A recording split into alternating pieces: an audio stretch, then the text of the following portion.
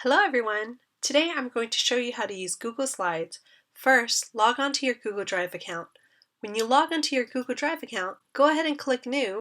When you hover over Google Slides, notice you can create a blank presentation or select from a template. There are so many templates to choose from. For time's sake, I'm going to show you a blank presentation that I started. When you create a Google Slide, you're going to first rename your Google Slide. It automatically saves. The first thing you should have in mind for any composition is the audience. Who are you going to share it with? For example, I'd like to set my items to anybody on the internet can view. You do this by clicking on Share, then click on Change on the bottom left, and change it to anybody on the internet can view. This will allow everyone to open your file even if they do not have a Google account. Be careful about making everybody with a link the editor. If you change it to this option, make sure that you only share the link with people you care about. Or you can specifically share with multiple people by putting their emails in here. When you're done, click Done and go ahead and copy the link when you're ready to share. Now that you know who you're going to send it to, let's look at content. You want to always fix the content before you make it look prettier. So what are you going to put in your slideshow? A good presentation has many visuals and not too many words. Make sure that your content is friendly on the eyes, regardless of your presentation being projected on a presentation screen in a room full of people, or if you have people in your audience who will be colorblind or have visual problems. You don't want to overwhelm each slide with too much information or too much to read. You want to keep your text and information short and make use of the options to label or bullet point your answers. So when you go to insert, you can actually insert images from the web by searching an image.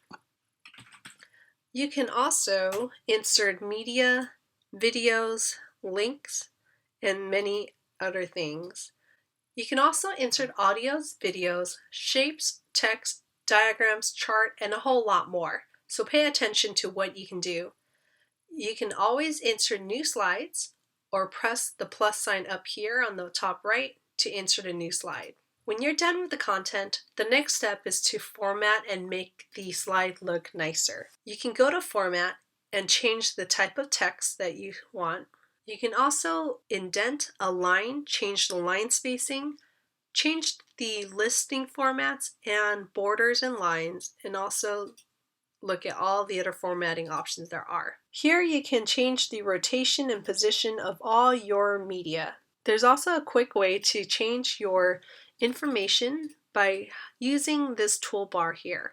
Here you can see there's an easy access to changing your font and media. Now let's talk about animations and transitions. So imagine that I have this picture here on this slide and I want to add an animation. You can go to Insert Animation or select the object by right-clicking and go to Animate. When you animate, you can change the timing of your animation and see how you want it to come in and press play to test it out. You can see when I play this presentation there are no transitions available. There's only one animation. So you can make each slide nicer by going to Slide, Transition, and adding transitions to each slide.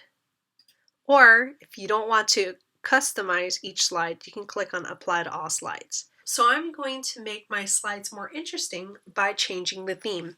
You can click on a slide and press Ctrl A for all your slides, or you can select specific slides. If you hold Select and click on the first and last slide, it will select only those group of slides. So let's see how I change the theme for all my slides. You go to Theme, select a theme, and all your slides will be changed to that format. You can always import a theme or pick a different theme. I like to also change the background of each slide by going to Background and choosing a color and gradient in order to change my slides. You can also choose an image in which you can have a picture show up as your background. Let's play the slide to see what we have.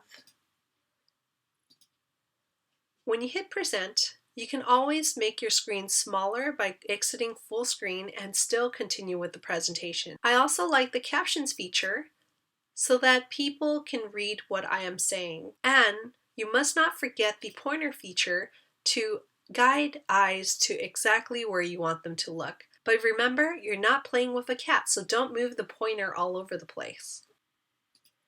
So let's play the slideshow.